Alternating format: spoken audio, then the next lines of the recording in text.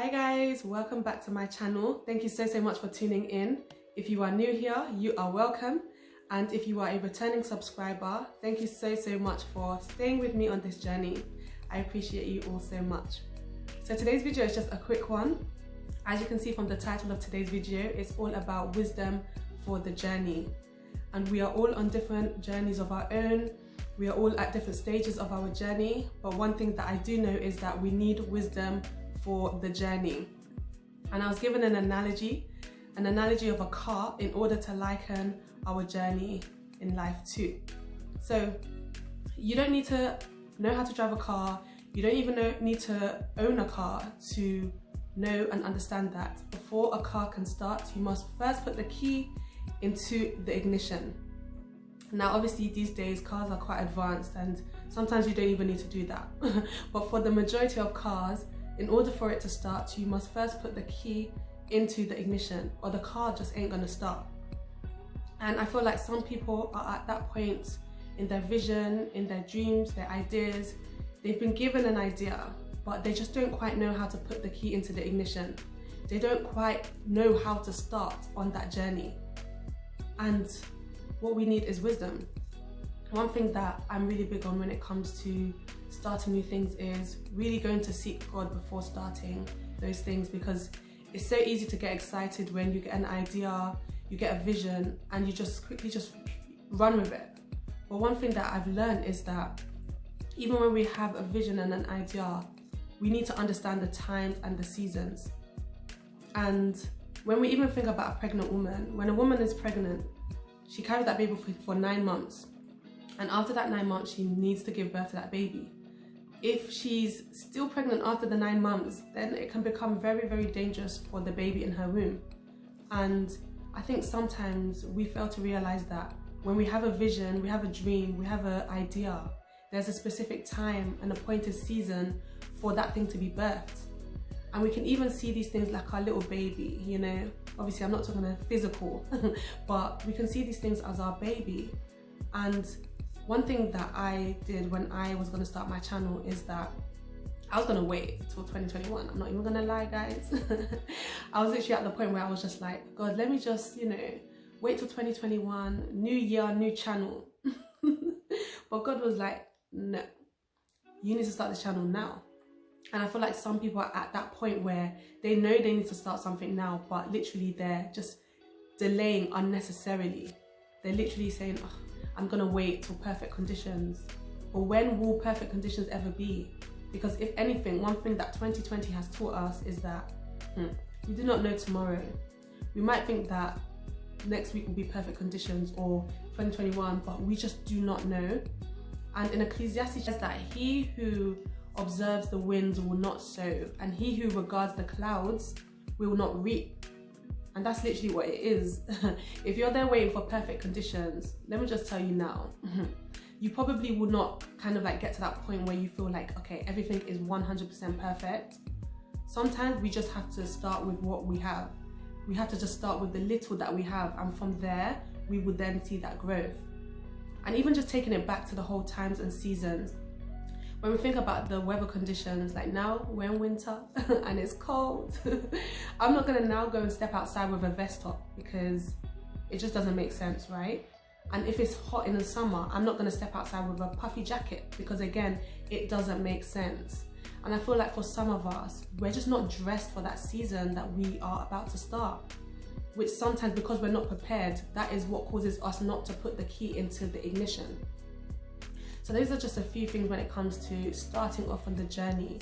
We all need wisdom for the journey, but a lot of us are trying to do things in our own wisdom, or we're just literally just sitting on it. Like the same way when you go into a car, some people are in the car, but they're just sitting. And don't get me wrong, sometimes we do have to go through those seasons of waiting, but sometimes it's that time to start. Don't unnecessarily delay the things that you know you need to start on, because trust me, it can make it so much more harder when you actually do want to start. And even when I was going to start my channel as well, obviously God gave me the vision, but I had to set up the YouTube channel. I had to get the equipment that I was going to use for the channel. And some of you guys are waiting for God to come down and come and do that thing for you. The same way when a person is going to apply for a job, they have to actually go out and apply, put their CV out there. They can't just sit at home and expect the job to come and find them, because I mean, unless you're really, really lucky, that job is not going to come and find you. So it's just a reminder to us that God will do his part, but you have to do your part too. So if you're waiting and you're like, God, like, I need you to come down and do this and this and this, maybe God's done his part and he's waiting for you to do your part. And even when we think about like wisdom, like the word of God is filled with so much wisdom when it comes to life. And even in the book of Ecclesiastes, in the book of Proverbs, in the book of James, there's so much practical tips for us, but some of us just don't actually go and look for it. And then we're just like, okay, well, I just don't know what to do. I just can't start. God needs to do it all, but no, you need to do your part too. Now, again, you don't need to know how to drive a car or to actually own a car to know that you could put the key into the ignition to start. But if you do not put the car into gear and put your foot on the accelerator, the car is not going anywhere. And some of you guys may be able to relate to this one a little bit more. You've started, so maybe you put the idea out there, you've put the vision out there, you've put the dream out there, you've birthed it, but then that's it. You're literally at that point where it's like you've started and you just can't seem to move forward. You can't seem to put your foot on the accelerator to move forward. And I honestly nearly found myself in this place when it was the beginning of my channel. And I did a video on this, we should check it out, guys. Progression over perfection, if you haven't already watched it. And I released my first video, the intro and all of that stuff. And then to do the second one was just a struggle. Honestly, it was a massive struggle, and I was trying to make everything so perfect. And because of that, although I'd put the key into the ignition to start, I hadn't put that foot on the accelerator to keep going. And at that time, I had to remind myself of the fact that it's progression over perfection. And I feel like some people may be at that point whereby they feel like they've started, they put it out there, but they just can't seem to move forward. Again, seek God. Discernment is very key, because again, when it comes to timing as well, there's a timing for everything. So maybe it's time for you to put that foot in the accelerator, because there are certain doors of opportunities that need to be opened and that are waiting for you to be opened, but you're just not moving. Now the third one, it could relate to those people who, do you know what, they've put their key into the ignition. They've even put the car in gear, they've even put their foot on the accelerator to move forward. And they've been moving forward. But then they've come to a point where they just feel like, oh, I just feel like I'm lost. Like I just don't know which way to go. They might feel like they literally don't know if they should go left or they don't know if they should go right. They've just been driving. And I don't know if you guys do the same thing, but when I'm going around a roundabout and I don't know which exit to come off, literally I could go around that roundabout like 3 times until I actually figure out the turning that I need to go off.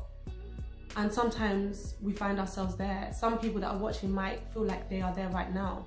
They might feel like they're at a roundabout situation. They might feel like they're just going round and round and round in cycles. But the question that I would ask such person is, what is your GPS signal?